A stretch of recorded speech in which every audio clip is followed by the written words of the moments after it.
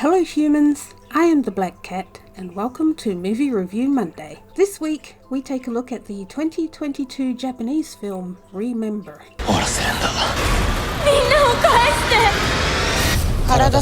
So I love Japanese horror. One of the only horror movies to make me feel a certain way was a Japanese horror movie. Because I've been watching horror since I was a kid, like most horror fans, now as an adult, most horror movies don't really scare me anymore. I look at them as works of art, like the directing, cinematography, practical special effects and stuff like that. But then I discovered Japanese horror. When I first saw Ju-On: The Grudge, it got me, I'm not gonna lie. For a long time after watching, I avoided public toilets, if you know what I mean. But I'm rambling. The point I'm trying to make is that Japanese horror is very good when it comes to creating atmosphere. So my expectations when I started watching Remember was very high. I was expecting to be freaked out, and that was my mistake, because that isn't this movie. The movie opens with a little girl being chased by an unseen pursuer. She's killed, and we cut to a Russian man talking about the body search game. Apparently he was a survivor of the game, and he pretty much tells the entire plot of the movie in the first few minutes. Did the game originate in Russia? I don't know. This man is never mentioned again. Remember is centered around a group of high school kids who are randomly chosen to take part in a supernatural game known as a body search. The teens, and I should warn you that I'm terrible at pronouncing names, but I'm gonna do my best. So there's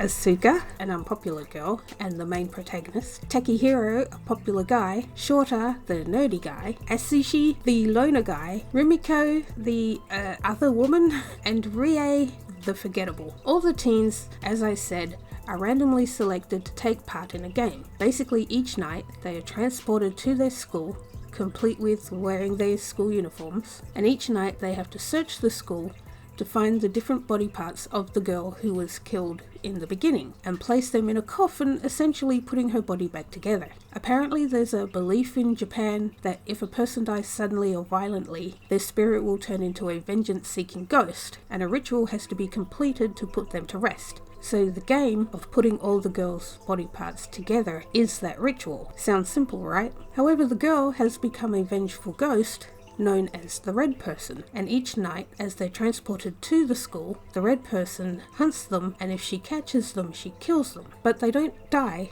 they just wake up in the morning, but it's the same day again. So basically, they're trapped in the game, repeating the same day over and over, and each night being transported to the school and being killed every night until they can find all the body parts and complete the game. Remember is very much a teen-focused movie. It's about a group of teens centered around a school, so it makes sense. Originally I thought it was perhaps not a teen movie because of all the gore. There seemed to be a lot of gore, but rewatching it, there actually isn't that much. There's some blood, but overall it's pretty tame in comparison to some other movies. And when you get to the montage of them looking for body parts and getting closer as friends, it's like, yeah, this is a movie for teenagers. This is the kind of movie I probably would have watched as a teen and loved it, but as an adult watching it, it is rather tame and kind of frustrating in parts. The girls tend to stand around and watch things happening instead of being active. They would just stand there and wait for Takehiro to tell them to move or something. In one scene, one of the boys literally stood in front of the monster to distract it so the girl could take a body part to the coffin, but instead of running to the coffin,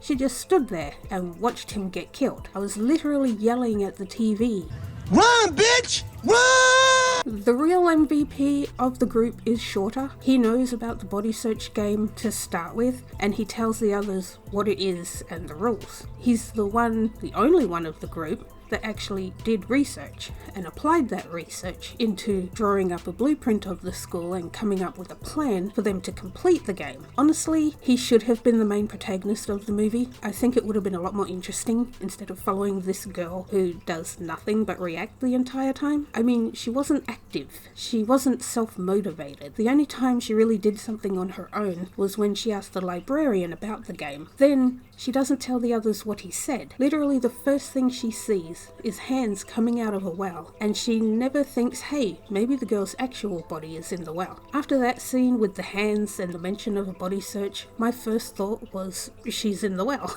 But no, she'd rather just stand around looking like a deer caught in headlights. She also notices a key clue early on that I'm not going to mention for the sake of spoilers, but again, she doesn't mention it until the very last moment. Possibly one of the most frustrating characters I've come across in a while. Check out this scene where she's running to put a body part in the coffin, knowing the red person will be coming after her, and she just looks like she's taking a leisurely jog. Remember was apparently originally a manga series spanning over several issues, so it becomes the same problem as turning a novel into a movie in that there's not a lot of time to explore each character, something that happens a lot with movies that have a lot of characters. So as a result, there isn't a lot of time spent on character development. Atsushi was missing for a majority of the movie because he didn't want to participate. Presumably he was killed each night as well, but we never get to see what he's doing. Honestly, I forgot he was even there until he decided to be useful. Speaking of forgettable characters, Rai was literally just there for numbers, it seems. As far as I remember, there was no explanation of her character except for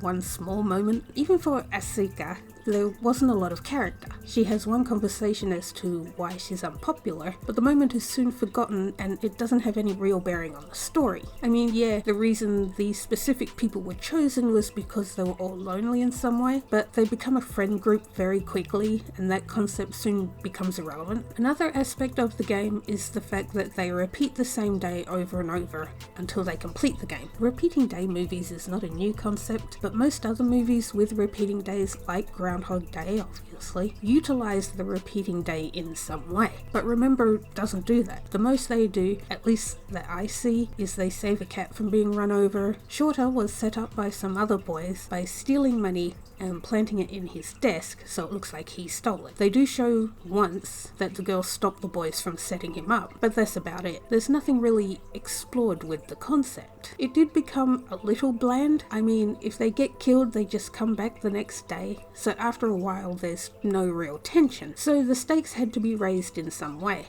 And I think the new threat was a good way of doing that. I don't want to give too much away, but there is an introduction of a new monster, shall we say? The threat being that if the new monster eats you, you don't come back, and everyone else forgets that you even existed to begin with. So it literally erases you from existence. So I thought that was cool. It creates a new level of tension. While I was watching Remember, I had the thought that this would make for a good video game. You and your friends would have to collect all the pieces while avoiding the monster. But then I realized that this game already exists. There's actually a few games with the same idea, like Friday the 13th game, or the Rake game. A group of players have to find all the parts to a car while avoiding the monster of the game. So if you think of those games, then you get the general idea in Remember. Most of the technical aspects of the movie were good. There were some continuity mistakes here and there. The biggest one I could find was towards the beginning, when Atsushi was first killed and the rest ran to see what happened. They all run down the stairs together, but suddenly Rumiko isn't there and she's soon thrown out of a window. How did she get there so quickly, and when and why did she leave the group? Things like that I noticed, but as far as the practical special effects and cinematography goes, it's pretty good. The second monster is a bit goofy. The awkwardness of its movements did become a little distracting, but the close-up shots of it were pretty good. Overall, the concept was interesting. It can be a fun movie if you don't take it too seriously. I think where it fails is the execution. The movie itself didn't take advantage of the story to its full potential. It could make for an interesting series where there's more time spent on character development and exploring the concept of the repeating days. It could also benefit if all of the characters were active and not just background characters, but in the end it was okay. I doubt I'd watch it again though. Anyway, that's all the time I have for this movie review. What are your thoughts? Have you seen it? Are you going to see it? But anyway, let me know your thoughts and I'll catch you next time. Bye!